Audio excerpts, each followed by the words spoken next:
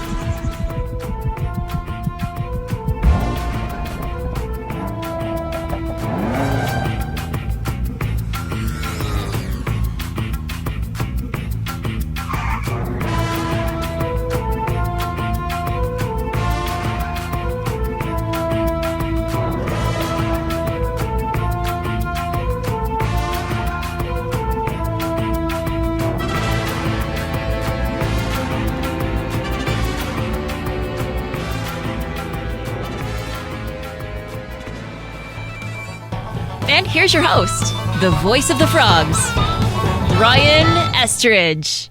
Frogs Today right now here at the Flying T Club studio. Welcome in. Glad you joined us. Got a great week lined up.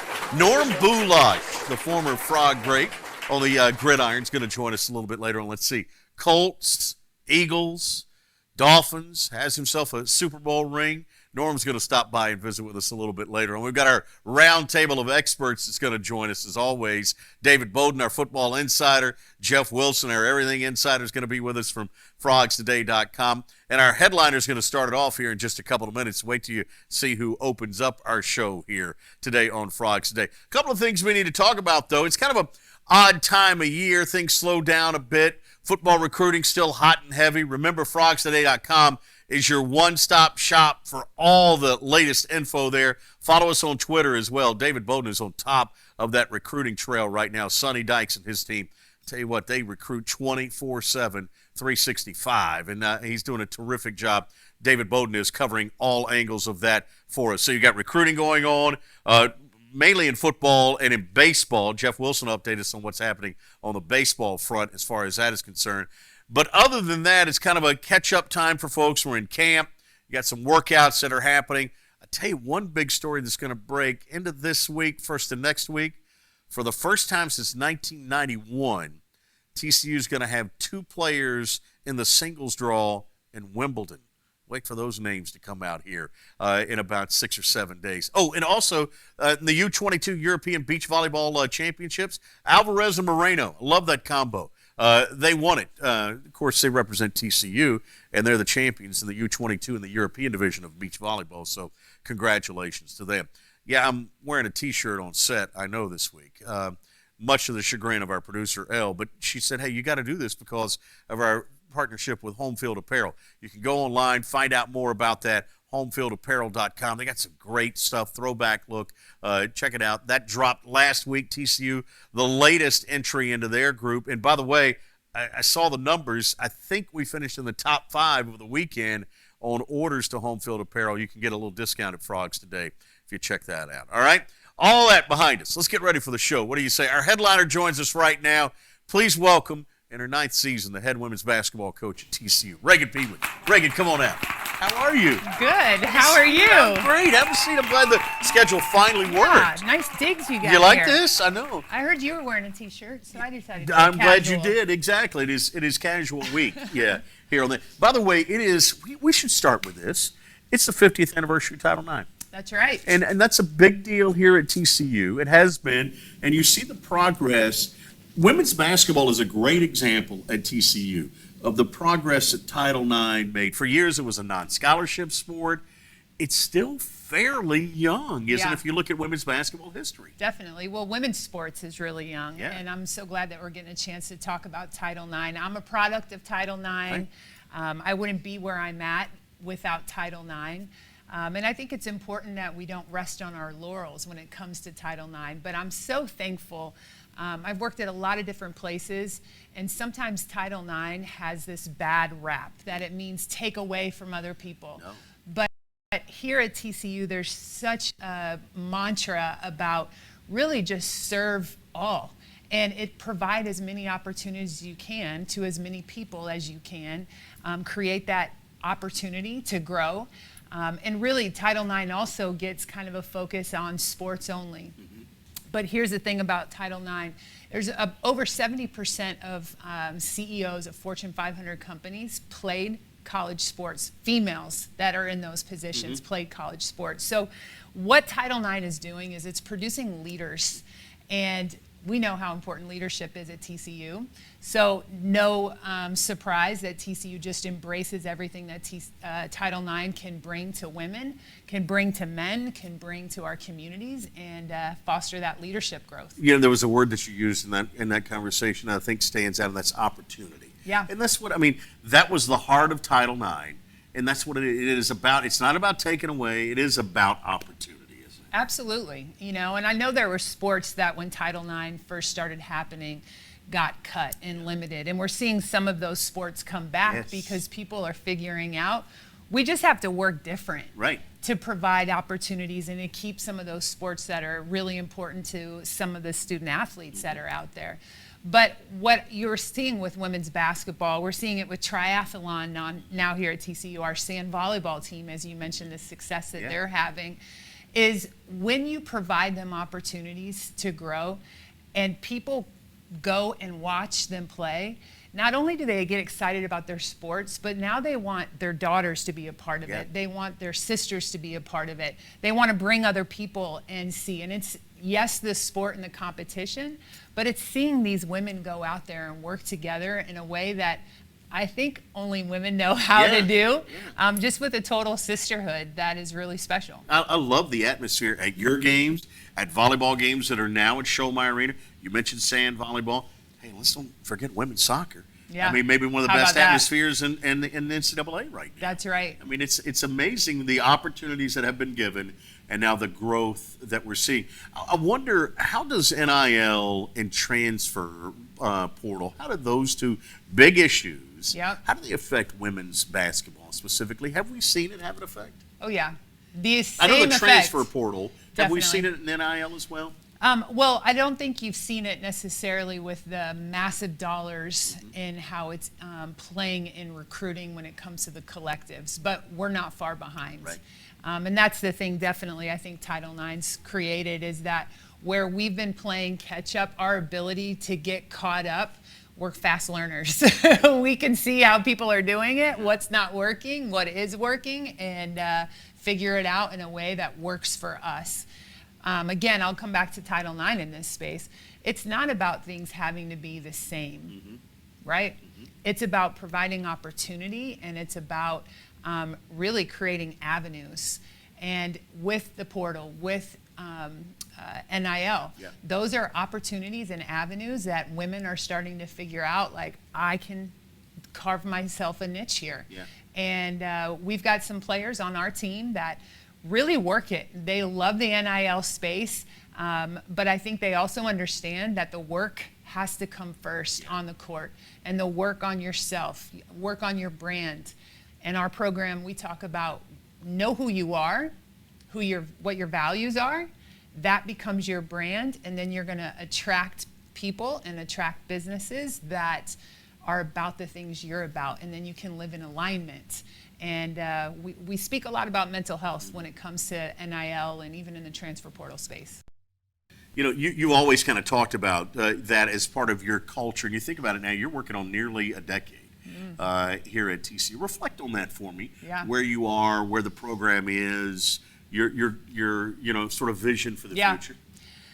Well, it's hard to believe it's been 10 years, right? And what I tell people, and I try not to tell too many people because I don't want I don't want this secret totally out there, but this is the best place in America to work, honestly. And even more so, it's the best place for me to work.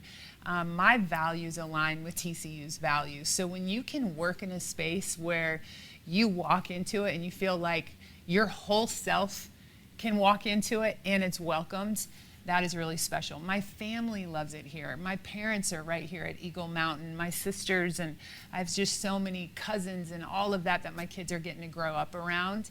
And when I walk into a home, when I pick up the phone and talk to a recruit and a parent, I'm so proud to talk about TCU. And when, again, you can do that, you don't want to miss on that.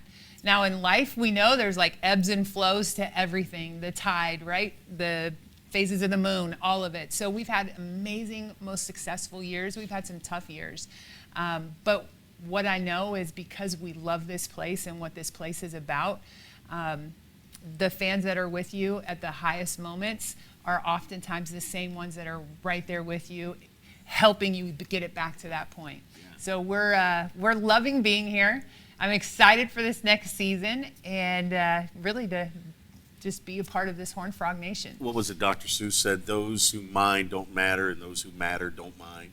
Those are the ones that are with you at the top and at the bottom. That's right. The thing I also like about your program is you're willing to change. You've changed styles, you've changed tempos, you've kind of adapted to the players you had. This year you kind of changed your staff a little bit, get some new voices in. Update us real quick on that if you could. Yeah, definitely. I think right now, obviously, as you mentioned, with NIL and the portal, you got to modernize. Yeah. You have to modernize. I'm excited about the changes that are happening at a macro level, and so at the micro level, we're trying to reflect those.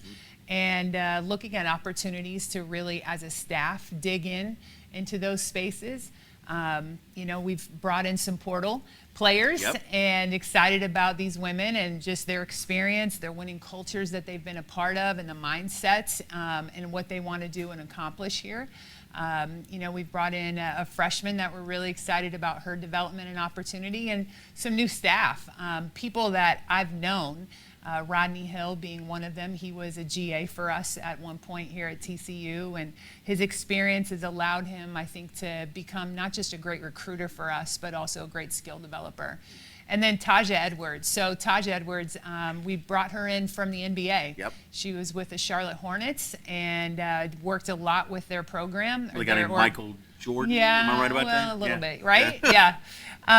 But she just brings an element on the court on both sides of the floor that we're excited to, again, modernize some things. Yeah, and you got a couple of GAs that I know were with you last year that have a bright future. You're excited about them. I love that about the culture too. That there is you're going to bring voices in from the outside. That's right. But you're also still trying to cultivate that family that stays with you as well. Right? Yeah, we're always going to take care of our Frog family. And Kiana Ray and Adiola Komalafe, they both played for us. Obviously, we're part of incredible culture building and winning in our program, and they want to coach. So I want to continue to help develop them.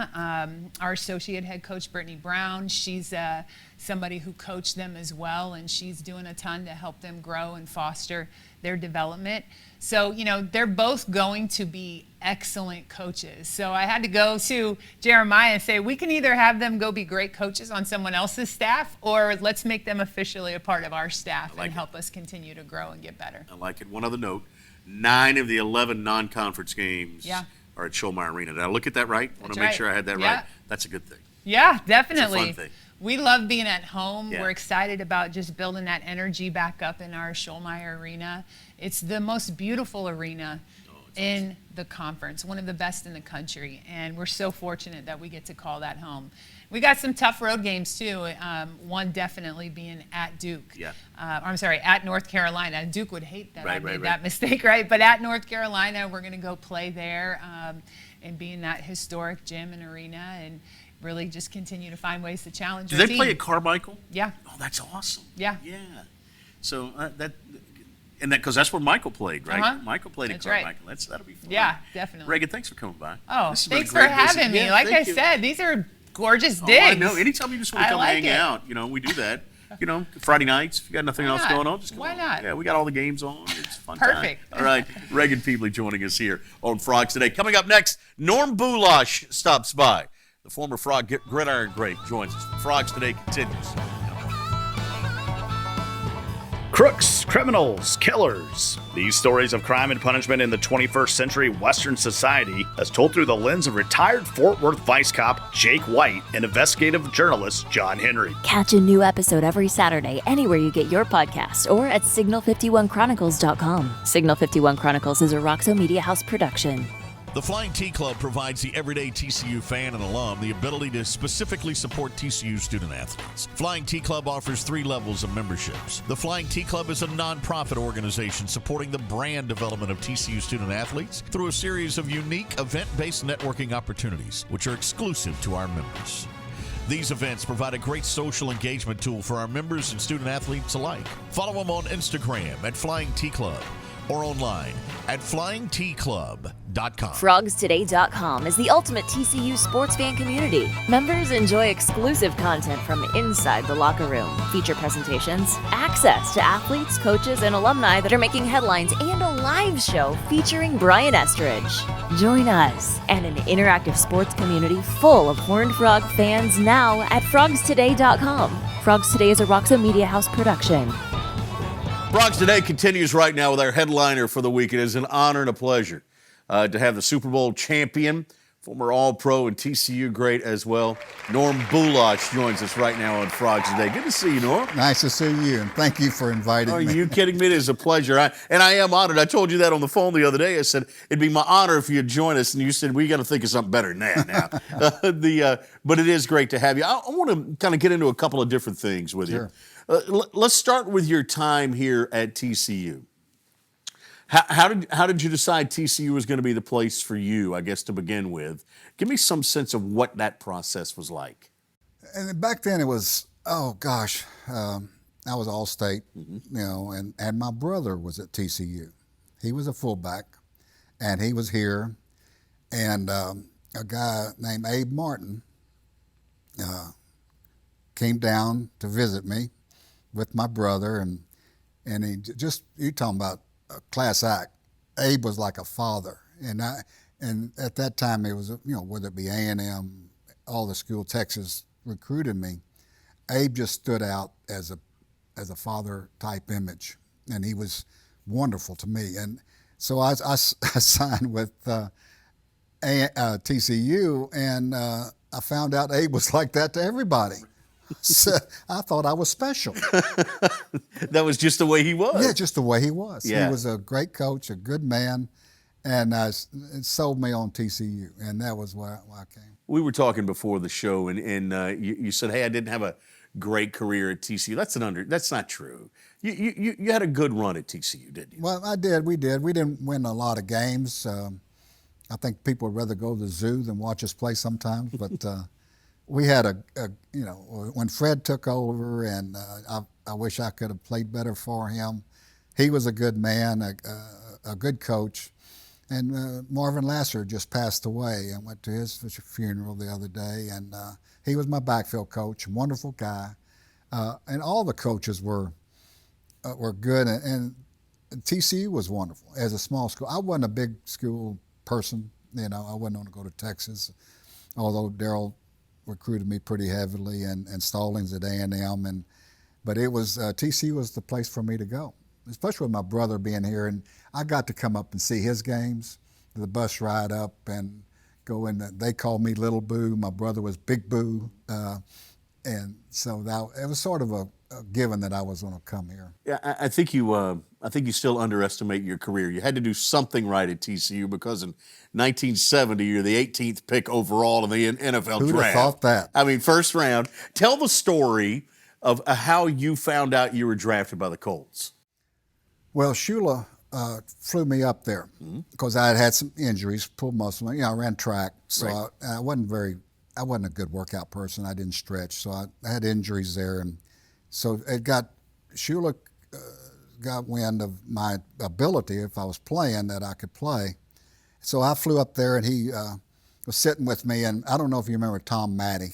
He was running back at Baltimore, just passed away. My mother was faster than Tom Matty.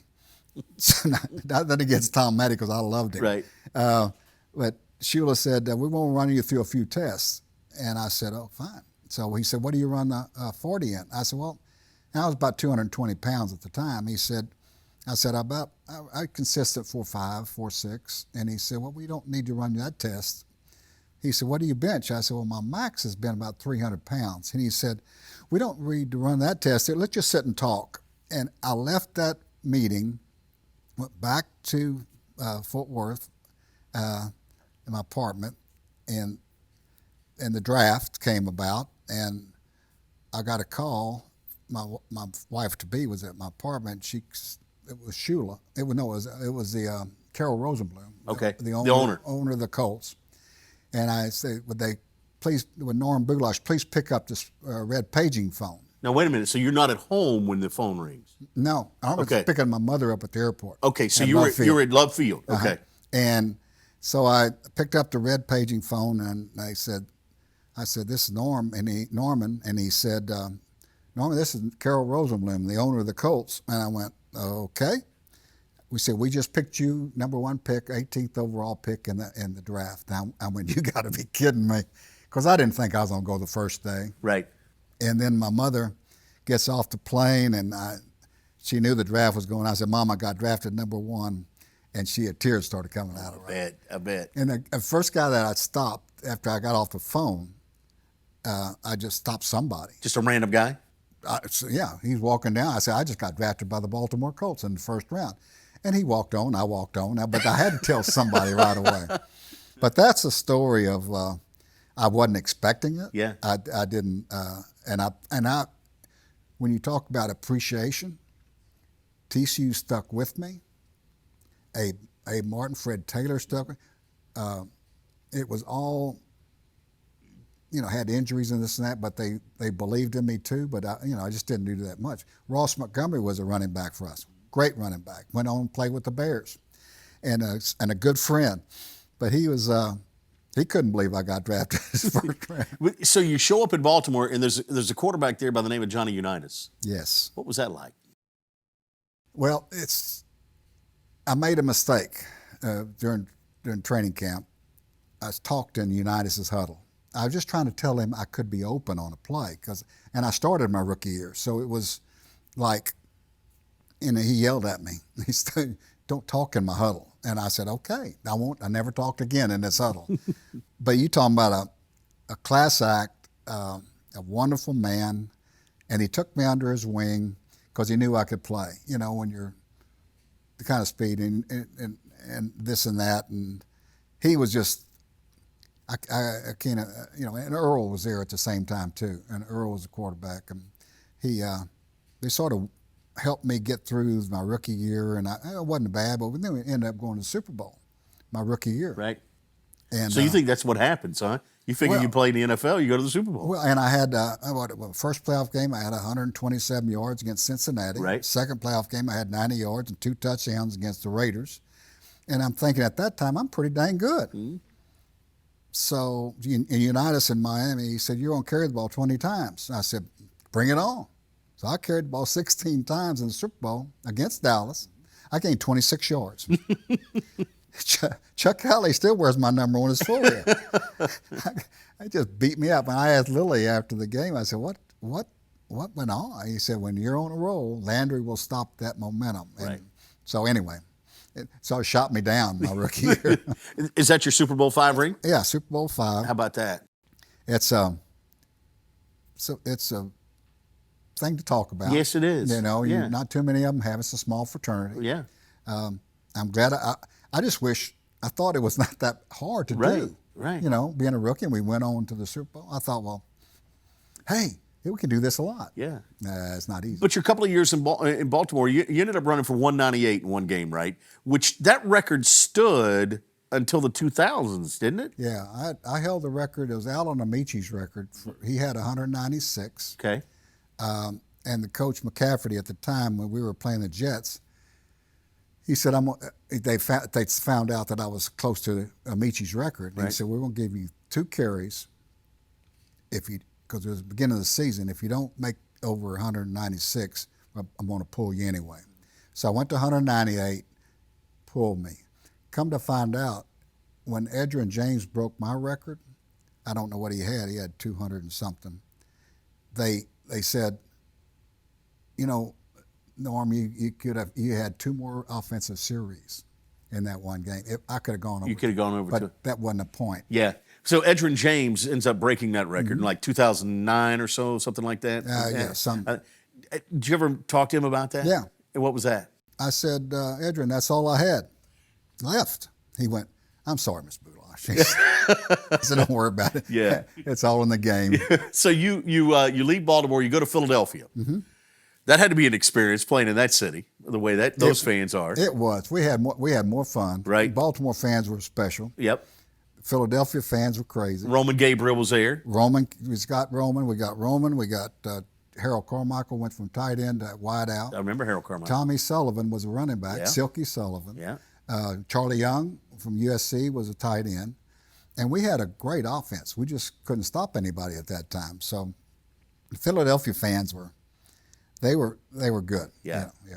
And then from Philly, you end up in Miami. Don Shula has left Baltimore at that point, so he drafts you. Mm-hmm. Then he ends up with the Dolphins job, and he gets you back.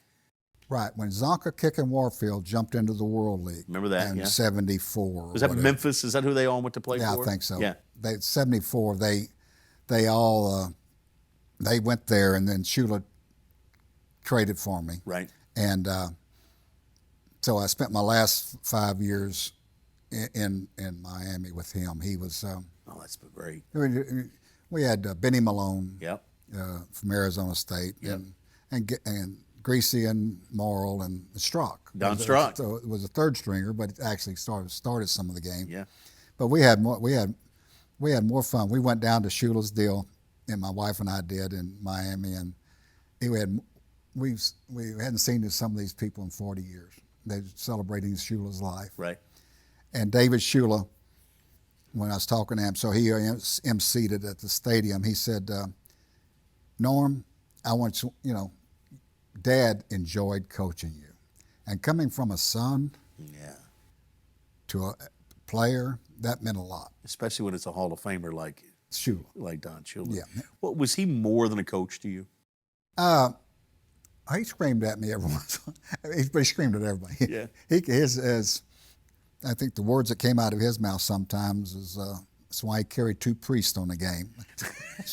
He would calm him down. But right. He was a winner, and he proved that over the years. But he was always fair with me, and I could always see if he wanted me to go in, I'd go in and take Zonka out, or right. And that was my last play of my career in Miami. I busted 12 bones in my face against Green Bay. My last play of my career. 3 hours of surgery and You said it's time. No, my wife said it's time. Okay.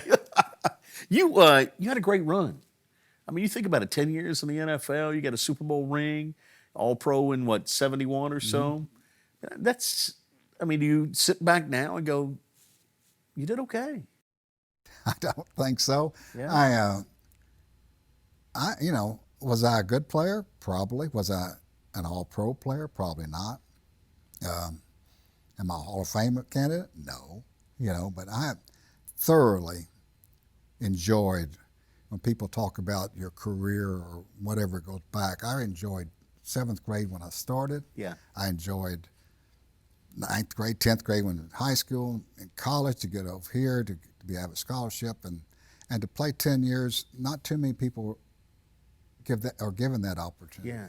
And you still enjoy it. And I tell you what I base this on. This spring, Coach Sonny Dykes opened up practice. Yeah. And so fans could be at practice, and everyone, was able to kind of get in the middle of things. And I saw you at practice in the spring. And I just remember that look on your face. You were having fun out there, just being at practice. And they were too. They were too, yeah. Unfortunately, I didn't, in spring practice, I didn't have a lot of fun. Yeah. You was working hard. But these young people, big people, right. Big, strong, fast people, were smiling. Yeah. I couldn't believe it. Then I saw LaDamian out there and got to say hello to him. And because Nick, my son, played. Right. And got hurt. But anyway, I think he was a good friends with LaDamian. And anyway, it was nice to see him and nice to coach opening it up. Yes. Because I think that's what it needed. Yep. In today's time. And I just hope we win. Yeah. Because if we win, it'll go crazy. Oh, I'm with you. Last question. Any regrets from a football perspective? Is there anything that you say to yourself, I wish I would have done this?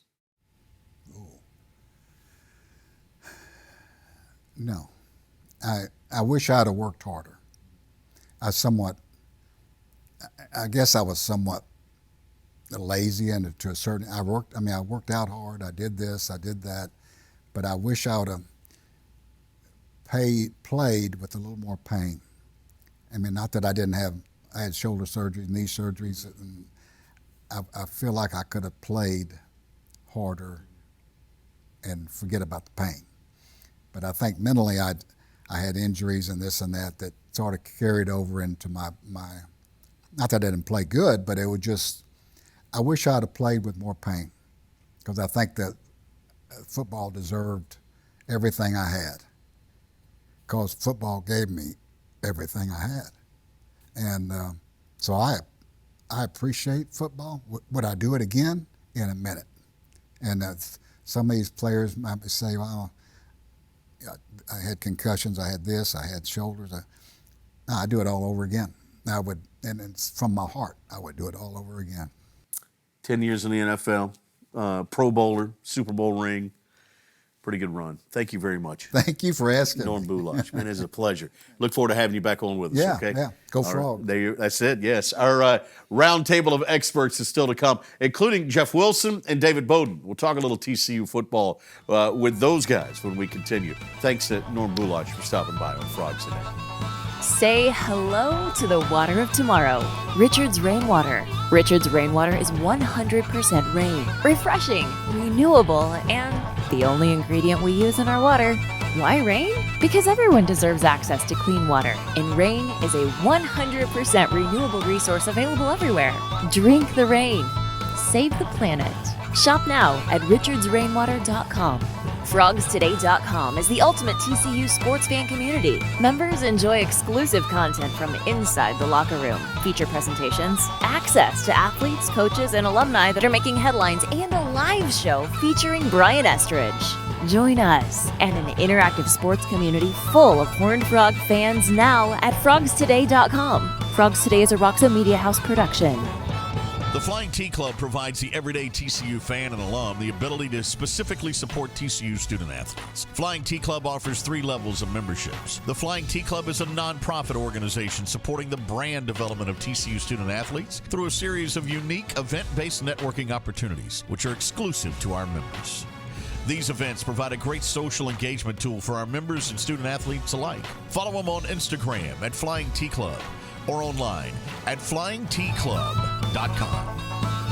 Frogs Today continues right now with our round table of experts, all decked out in the home field apparel. You can find out the latest at homefieldapparel.com. Early on in the show, I mean, look at in lavender. I like that, David Bowden. Right. Trying to make it work. Exactly. I love it. Homefieldapparel.com is the website. By the way, the Frogs, after the weekend, finished in the top 5. Is that right? In home field apparel orders. How about that? So pretty good debut for Nice. them. Glad to be able to partner with them. All right, guys, got a lot we got to get into.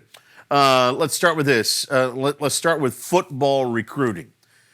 David Bowden, our football expert. These guys recruit 24/7, 365 days a year. There are guys in town. Some of that is because of location, right? Being here in the Metroplex. For sure, it's a big advantage. They talk about just different layers of the onion in their recruiting process. And, you know, where Alabama can have them in for maybe one camp or an unofficial and then an official if they get lucky.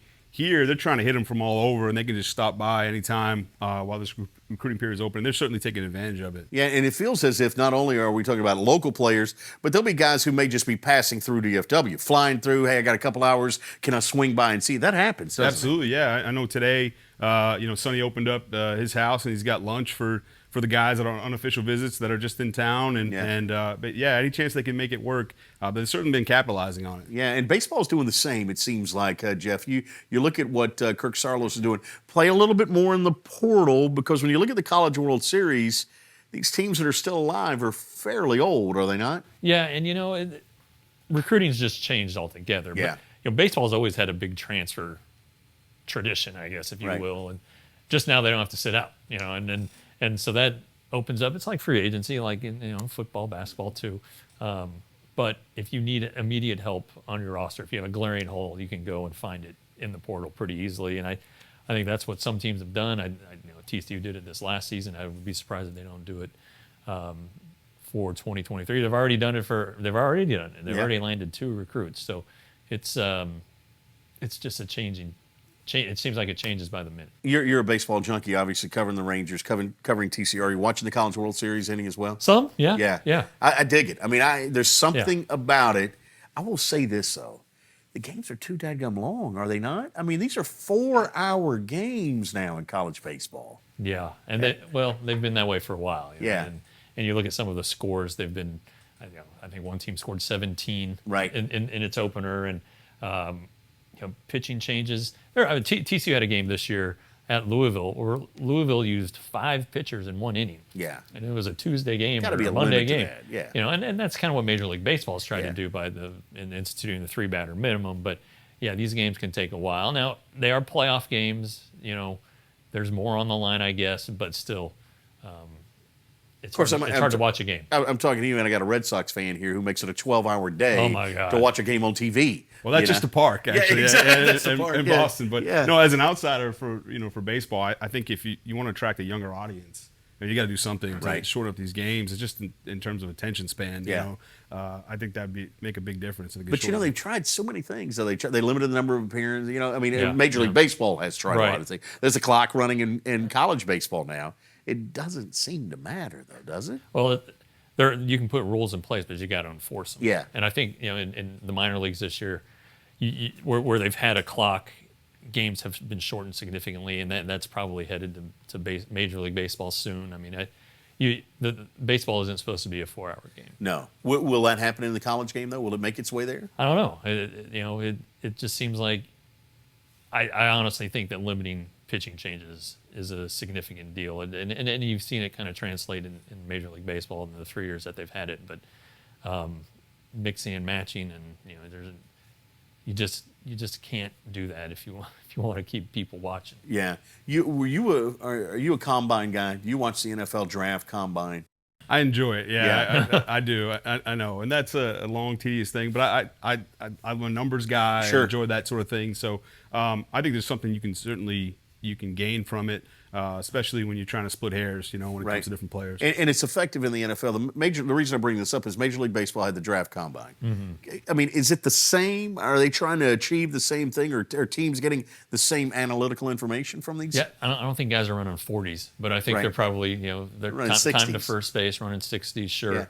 Yeah.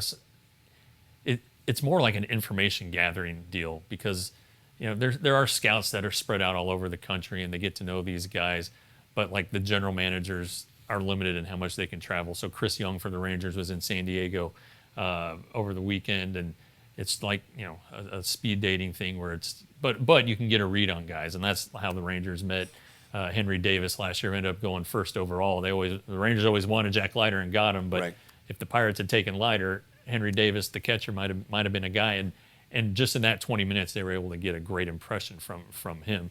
So it is important. From the TCU side, Riley Cornelio, Austin Krob are out there. Baseball America released its top 500 draft prospects. They're both below 250. So I don't know that unless they really want to go to major leagues and get their career started, I think that returning to TCU might be in their best interest. It's not, these combines are not too far off of what Sonny Dykes did last week with his camp, where he invites other programs in to see these players. And it's, hundreds of players from the Metroplex and beyond, right, who show up. But you had multiple colleges there, right, and universities recruiting. Right, yeah, and they recognize they can't take them all, right? Yeah. And so it just becomes a numbers game, and it becomes more attractive for these kids to make TCU a camp destination, right? Because you can only go to so many, there's so many time and resources during the summer. So it makes it much more attractive. And then they've got firsthand, they can bring them up to the office and really recruit them while they're on campus, the ones that they're interested in. So I think it's really smart. It's a bit bold when you have, especially other Big 12 schools there. But he gets it. For me, the way he approaches his offense, and if you go down the list of him, GAing for Hal Mummy and working for Leach and that tree, I think it permeates throughout this whole program, meaning, he doesn't care. We do what we do on offense. It's pretty simple, right? We're going to out-execute people. I think he approaches recruiting and really a lot of facets of his program the same way. I had a conversation with him the other day where he brought up something interesting where he was talking about that camp and all those teams that were there. And he said Troy Calhoun, the head coach at Air Force, came up to him and said, we will sign more kids out of this camp than any other one we do this year. And Coach Dykes was saying how that made him feel good because what he's doing is he's exposing these players. So it's almost we're in it to try to get more players ourselves, but it's also a service, if you will, for kids to be seen by other schools. That's pretty amazing. Sure, yeah, and it goes right along with, DFW was the number one producing of Division I talent the last few years running than any other metro area in the country, and that includes Southern California, Houston, South Florida. DFW being number one. So I think it's sort of a perfect marriage that you have a coach like that. All right, I got to ask you one thing real quick. Bill Mosiello, we didn't get a chance to talk about him last week. Yeah. Off now to be the head coach at Ohio State. What kind of impact does that have on this baseball program? Well, it's a guy who'd been around, was respected. He turned TCU into an offensive juggernaut. They step on the gas, run the bases, try to put pressure on the opposing pitcher. If the idea's in place, if the model's in place, it's probably easy to replicate, but coaching behind the scenes, we all got to know Coach Mo a little bit and how fiery he can be. Yeah. And, good for him though. Yes. He needs to be a head coach. He's deserved it for a while. He may take Matt Perk with him.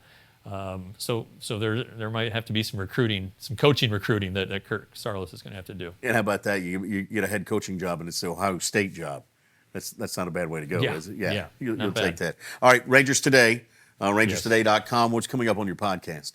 We don't know yet. How about that? Yeah, that's good. No, we just good had stuff. We just had David Murphy though, right? And people still love David Murphy. Oh, he's still the best. And man. he can talk. Act. He can talk, and he filled it up in the last week when we did it. But we always have good guests. I know. We always have either a minor leaguer, or a major leaguer, or someone like David who's still around the team. So.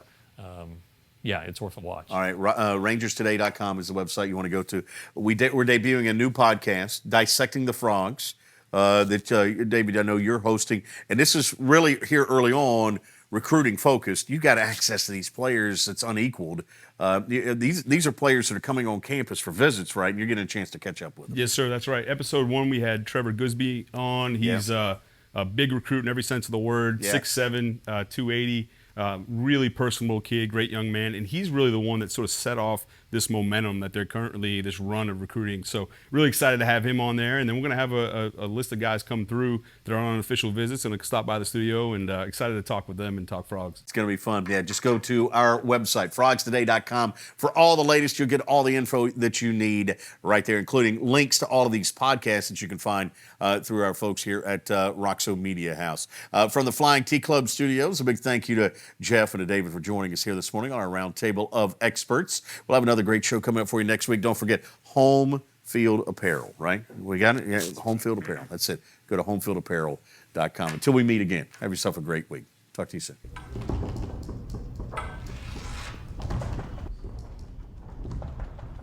Are you supposed to be here? Try pulling it harder. Let me in. Harder. Give me 1 second. Brian. Can you let me in? What's the door code? 5. Did that work? No? Try 21. Come on. Brian. Someone's here to see you. Frogs Today is brought to you by the Flying T Club, supporting TCU student athletes, and by Richard's Rainwater. Say hello to the water of tomorrow. Frogs Today is a production of Roxo Media House.